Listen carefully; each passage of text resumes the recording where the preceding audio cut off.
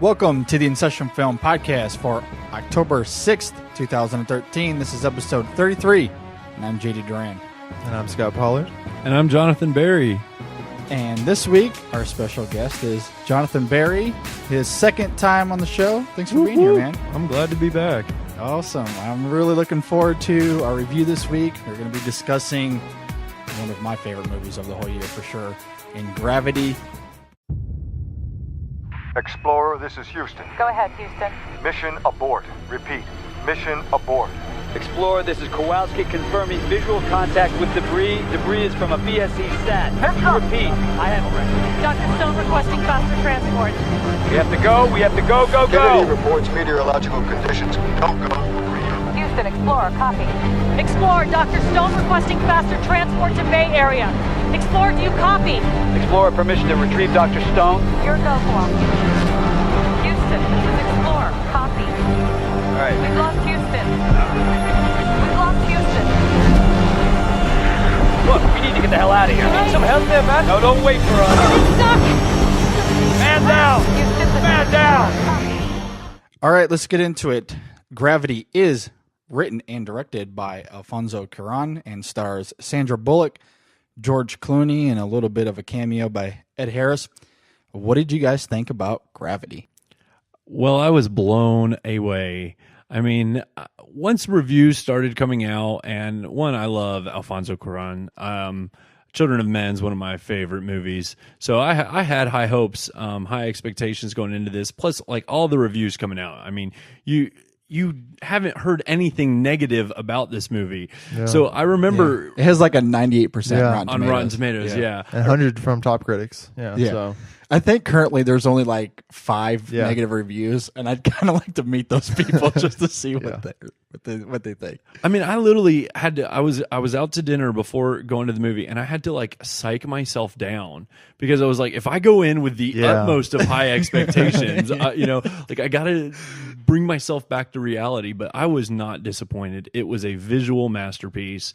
Yeah, I mean, Sandra Bullock, just go ahead and give her the Oscar now. I mean, it's just a phenomenal film, and I think everyone needs to get out and see it in IMAX 3D. By the way, in IMAX 3D, absolutely. Yeah, absolutely. It's gonna be one of those that maybe the best IMAX movie so far. I don't know. It's pretty close.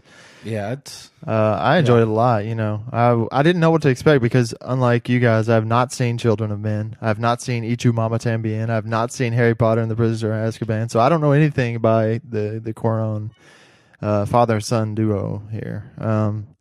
But Emmanuel Lubezki is the cinematographer, and I had high hopes for that because he did Tree of Life, and he's done a lot of great movies, and I really thought that his talent was used well here. I mean, talk about some incredible cinematography. This is about as good as it gets, and when I look back on that movie now, I think, man, this is more like a memory than a movie. I think, man, I remember being in space for a couple hours there. It was really, really a cool movie. Yeah. So what'd you think, JD?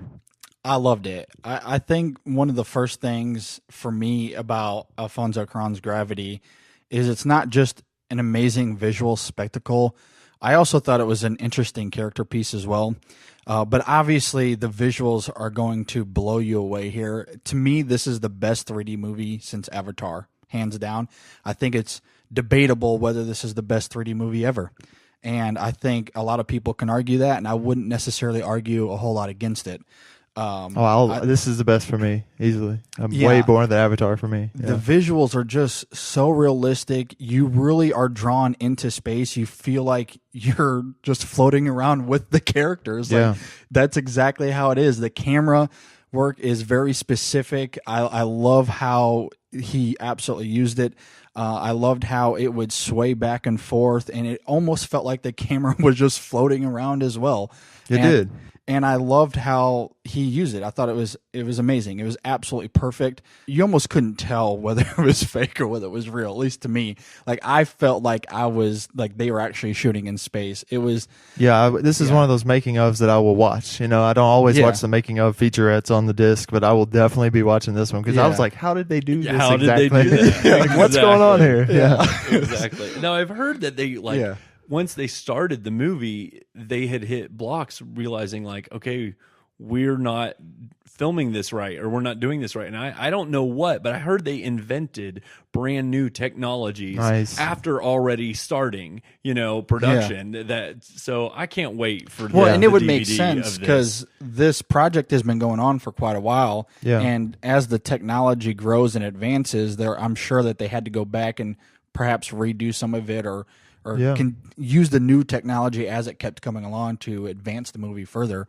And it's advancing it's advancing movies further, like how movies are made. This one is a game changer. This is a progress. Which Avatar was a lot of that same way. It was. I was going to say, like absolutely. James Cameron, I think they invented new things that will be, used from here on out in filmmaking.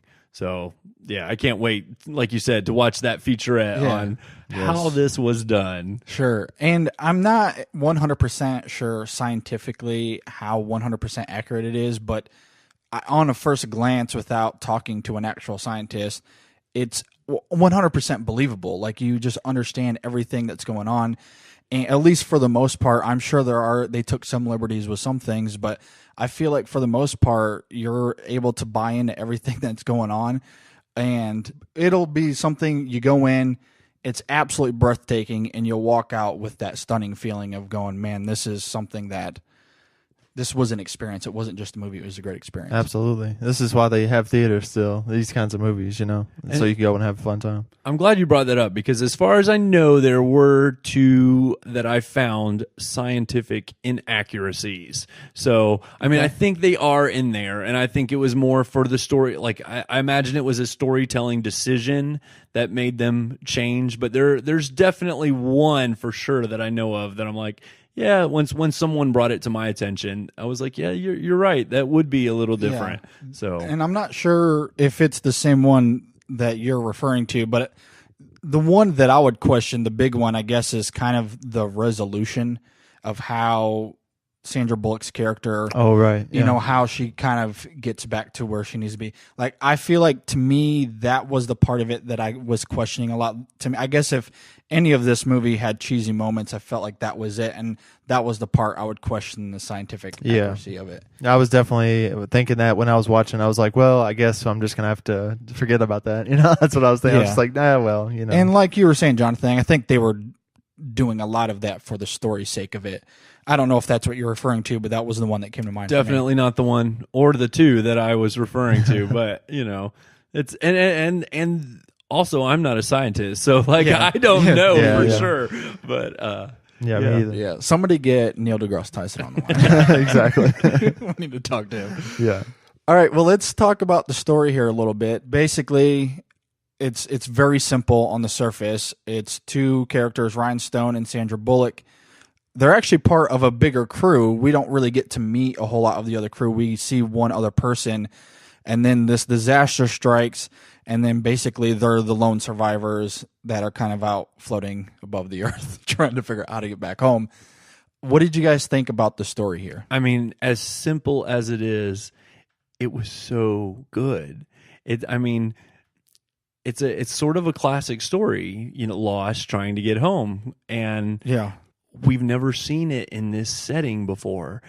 And there were twists and turns that I didn't see coming. Plus, there was so much character development in the story, the personal story of Sandra Bullock's character, and how that related and affected her decisions throughout the movie.